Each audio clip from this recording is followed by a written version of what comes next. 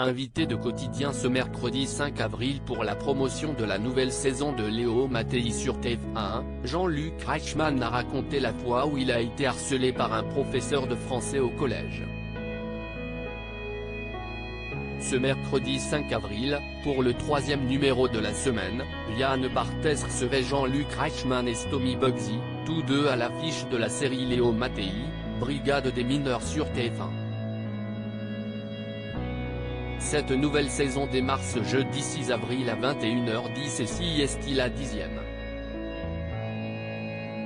Alors que Yann Barthès recevait également une enseignante sur le plateau, Jean-Luc Reichmann en a profité pour raconter la fois où il a été harcelé par un professeur de français au collège. Un souvenir traumatisant pour l'animateur de 62 ans.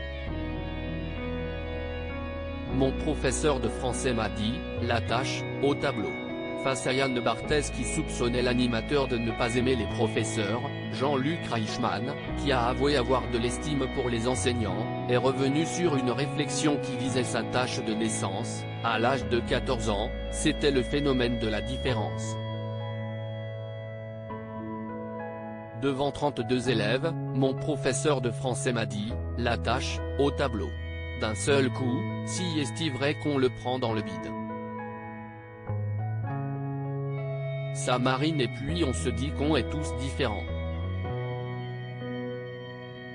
On a tous été différents, il y avait des petits, des roux, des taches de rousseur, des gros, des minces, des blacks, des maghrébins. Et alors, quel est le problème? Si est-il notre différence qui fait notre force?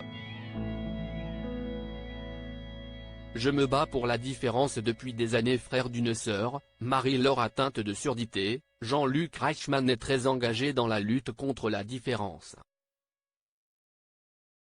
Il avait confié son combat dans une interview à Télévision Grande Chaîne en avril 2021, « Je me bats pour la différence depuis des années. Je ne sais pas si vous savez, mais il paraît que j'ai une tache sur le nez. Et puis, j'ai une petite sœur qui est sourde profonde, ce qui m'a aussi aidé dans cette réflexion. » Et de poursuivre plus tard, avec toutes les personnes qui se mobilisent pour mettre en avant la différence, ça nous permet de faire avancer la machine.